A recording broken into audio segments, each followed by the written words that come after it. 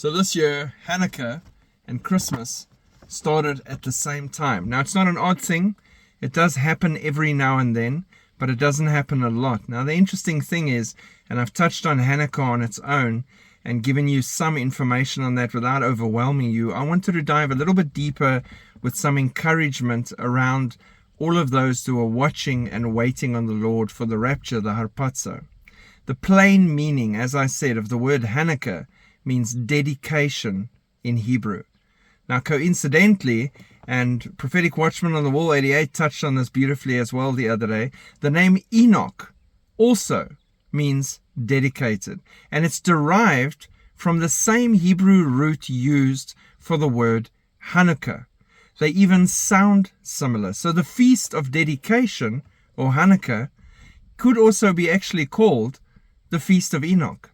It's exciting since we know that Enoch was translated into heaven solely because of his faith.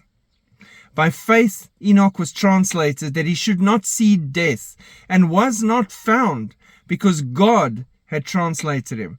For before his translation, he had this testimony that he pleased God.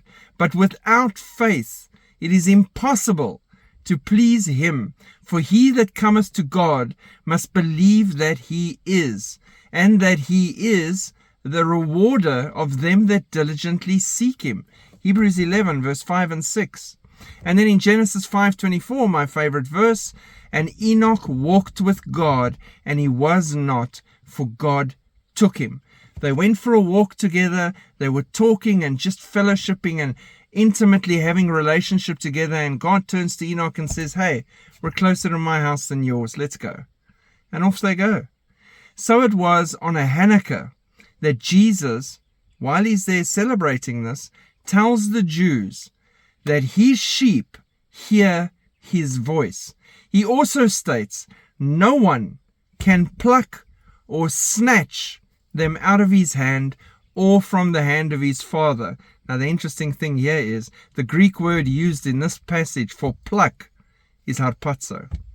It's the same word we use to describe the rapture today, and it's translated caught up. 1 Thessalonians 4:17. Then we, which are alive and remain, shall be caught up together with him in the clouds to meet the Lord in the air, and so shall we ever be with the Lord, us and the dead in Christ who have risen before us. Now, Hanukkah celebrates the cleansing and rededication of the temple after it had been desecrated by Antiochus Epiphanes, a type of Antichrist back in the day. I mean, he really ticked all the boxes.